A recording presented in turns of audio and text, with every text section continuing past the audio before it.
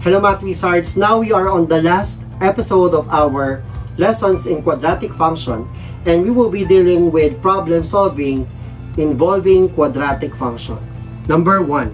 If a projectile is launched with an initial velocity of v sub o feet per second from an initial height of s sub o feet, then its height s of t in feet is determined by the quadratic function s of t is equal to negative 16t squared plus v sub ot plus s sub o, where t is the time in seconds. If a ball is tossed upward with a velocity of 6 feet per second from a height of 5 feet, what is the maximum height reached by the ball? The usual problem for quadratic functions involves maximum and minimum. So in this case, the given function is already given. We just need to substitute the given quantities in our equation. In the given problem, the working equation is s of t is equal to negative 16t squared minus v sub ot plus s sub o, where v sub o is our velocity or speed, and s sub o stands for initial height.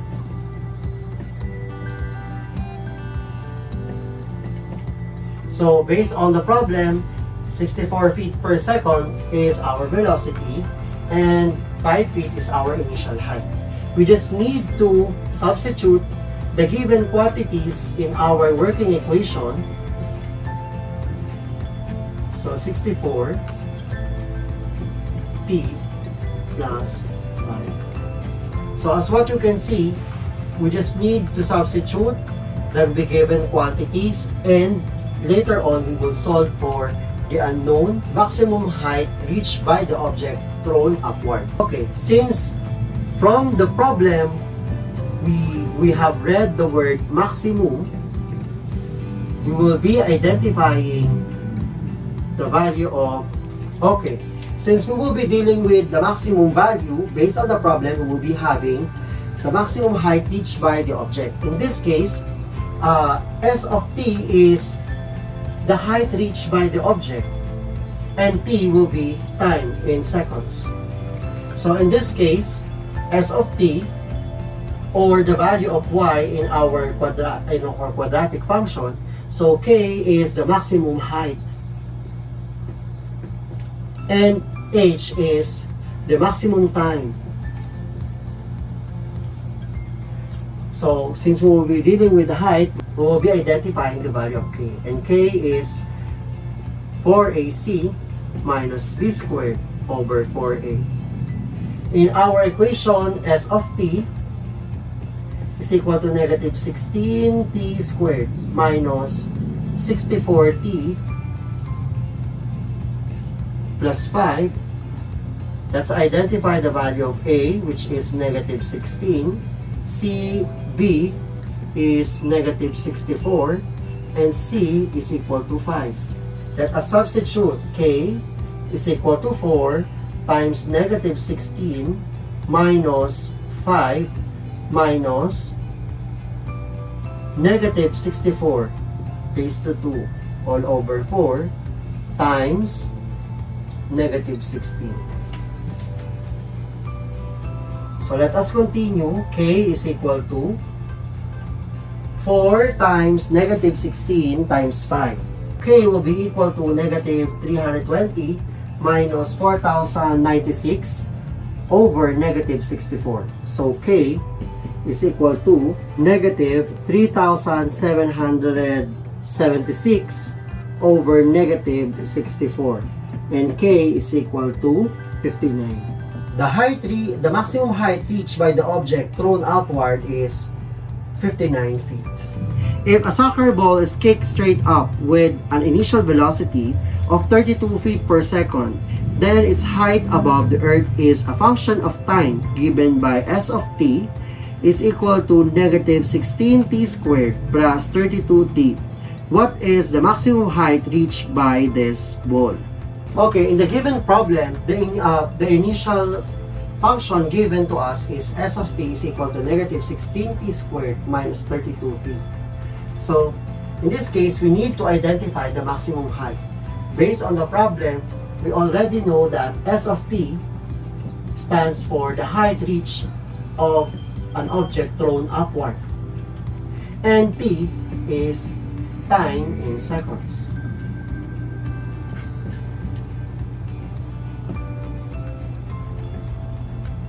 So we will be having the maximum height reached by the object.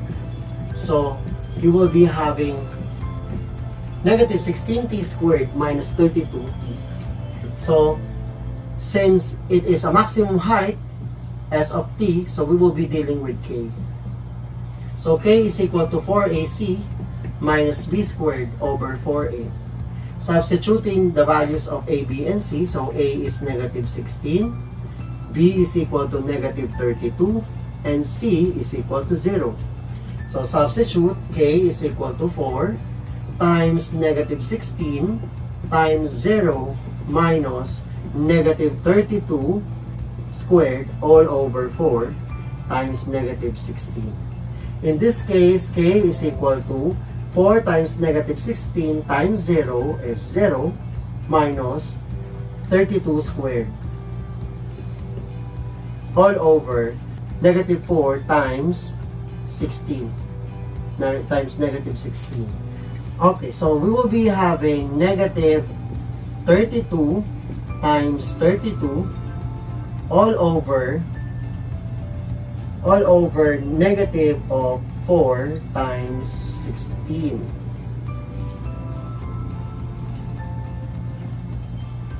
So simplifying, you will be having the dividing two negative numbers is positive. So 32 divided by 4 is 8.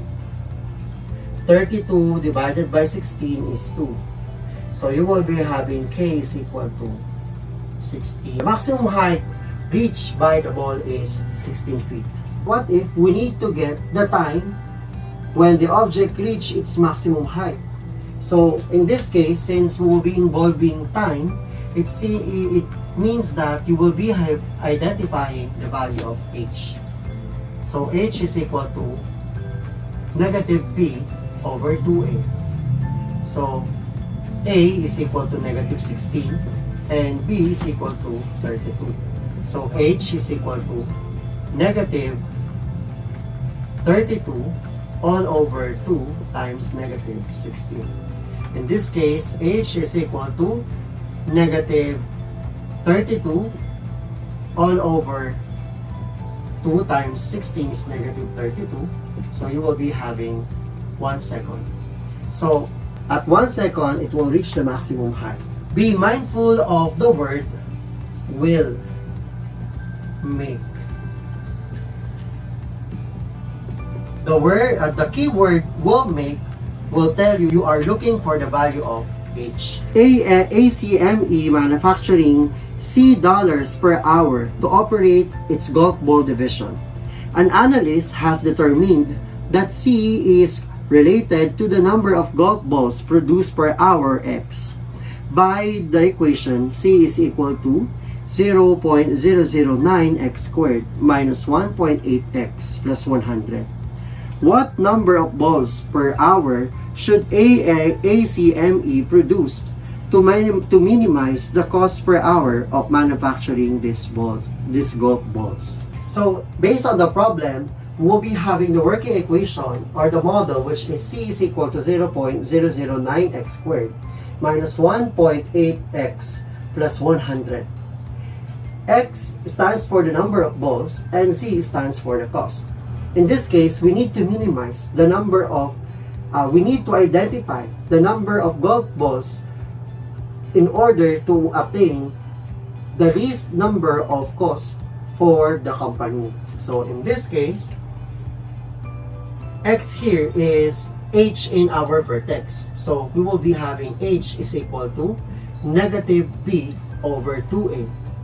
So we will be identifying the values of A, B, and C in our equation. So the value of A is 0.009, B is negative 1.8, and C is equal to 100. So h is equal to negative of negative 1.8 over 0.2 times 0.009. So simplifying, h is equal to 1.8 over 0.018. So h is equal to 100. We need to have 100 volts per hour to achieve our minimum cost. Answer the practice exercises.